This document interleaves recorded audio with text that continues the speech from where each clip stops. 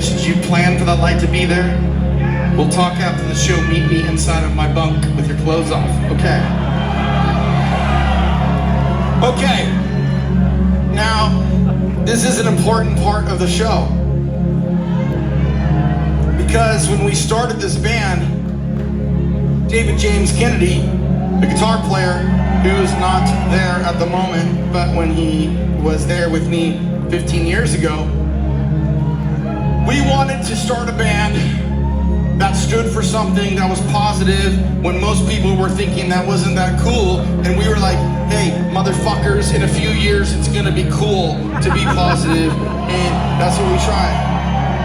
And then here we are, and people are kind of getting the message. But I remember a few years after that, we had all these ideas of what we wanted the band to stand for and like what we wanted to say.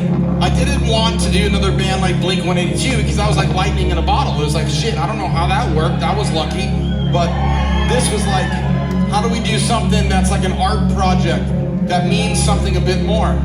Now, you can have all these ideas where you want to do something really cool and something that really touches people, but you don't really know like how to do it. And we're trying, and a lot of people didn't totally get it. And like I feel like people get it now. But I'll tell you, when Alon, our drummer, joined the band a few years ago, we started the beginning of writing a record called The Dreamwalker.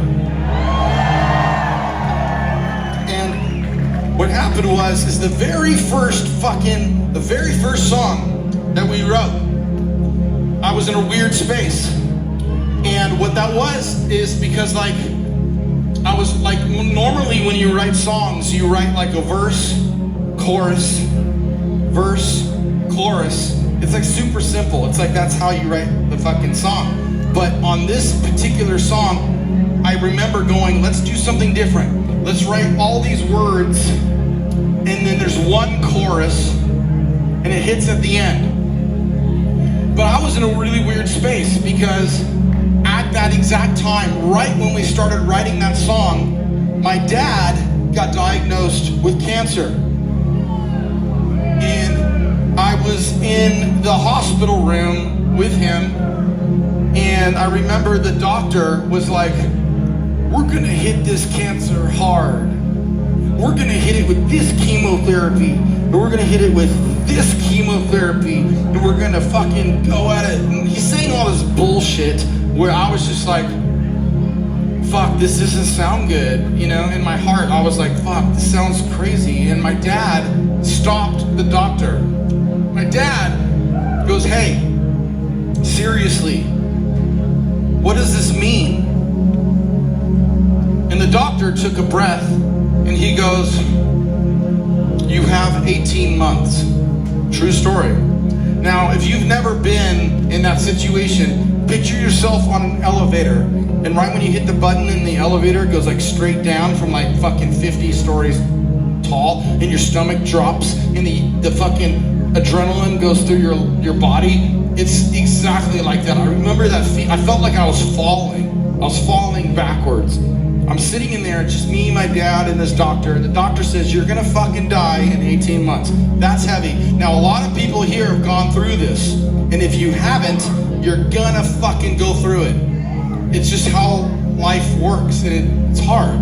So, I'm sitting here, crushed, and it like really affected me. And I'm going back to the studio during the day, and I'm trying to write the very first song with Alon for the Dreamwalker album. And so I was pretty fucking upset.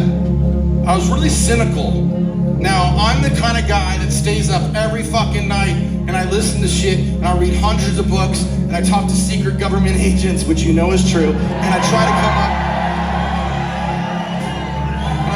up with stuff that I can put into what we're doing so you guys can feel better about how difficult this is to be a human being on this planet. It's hard. And I remember going back to the studio and I didn't feel like I learned anything.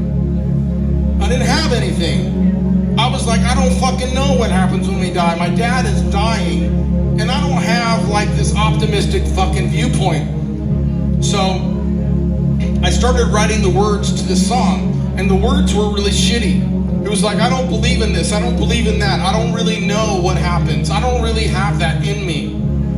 Then, my dad didn't last 18 months like the doctor said he would.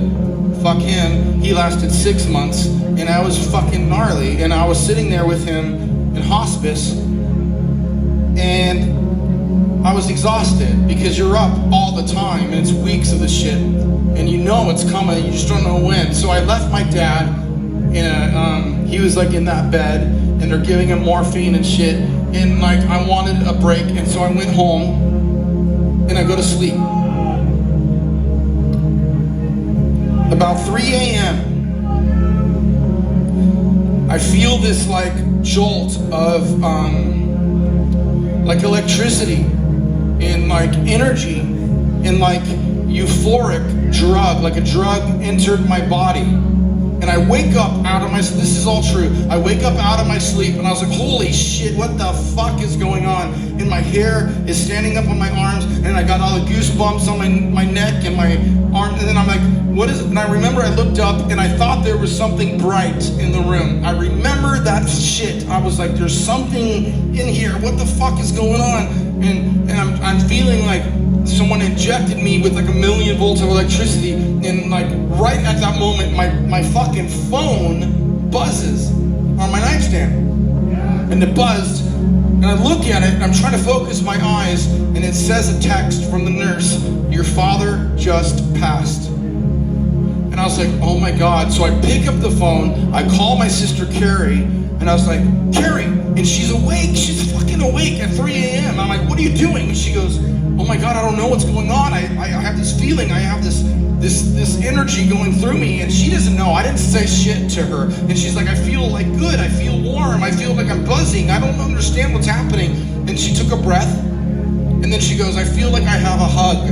I feel like someone's hugging me. I will never forget what she said. And I go, Carrie, Dad just died. And she paused. And I said, his soul just went fucking through me, and it went through you, and that's what's going on right now. And she just listened. Now, I knew what this was, because when his mom, my grandmother, passed away, it was 4 in the afternoon, and I left her. She was in hospice.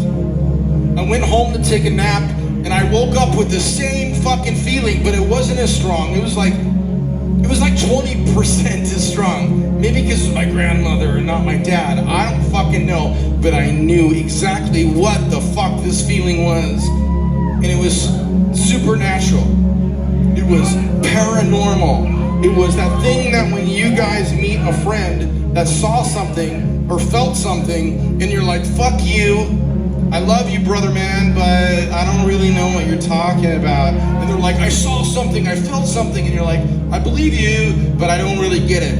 I am here to tell you that this shit is real, and it changed my life. So I went back to the house that night, and they're like, do you want to see your dad? And I was like, because he was like in the back room, but dead. And I was like, he's not in that body. He's not in there. I felt him 20 miles away at my house. He's not in that fucking body, you know? And God, I was so empowered. I was the weirdest thing. I was so like, I felt strong. I went to the funeral, and I told everybody at the funeral, I was like, fuck you, this shit is real, and this is amazing. And so you know what I did? I went back to the studio.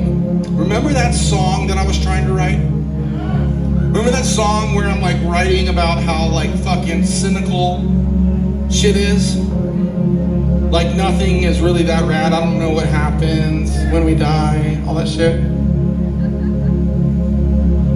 I went back and I wrote the end of the song, and I was like, I know exactly what happens. I was like, fuck, this shit is insanely powerful. I was telling my friends, telling my bandmates, I was like, this is like the power that creates stars. It was so beyond anything that I've ever felt before that I have no other options but to share it.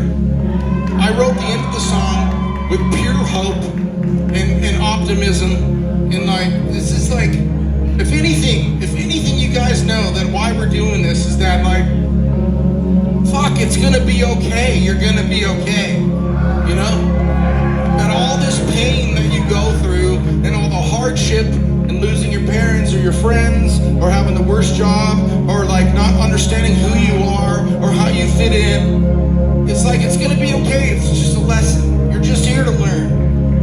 learn, shit will get better. And everything boils down to two things. Every fucking decision that you make is boiled down to two things. How do you make a decision that is with love or the absence of love? Period. And if you do it with love, without your ego and bullshit, you are gonna have a wonderful life. And it will be hard, but you're gonna have a wonderful life. So we wrote this song, and I wanna play it for you. And normally, I would say, okay, this is for my dad. It's not. It's for you guys. I want you to understand that you're capable of so much, but approach it with one of those two things and choose the right thing, and you're gonna be okay. The song is called Tunnels. It goes like this.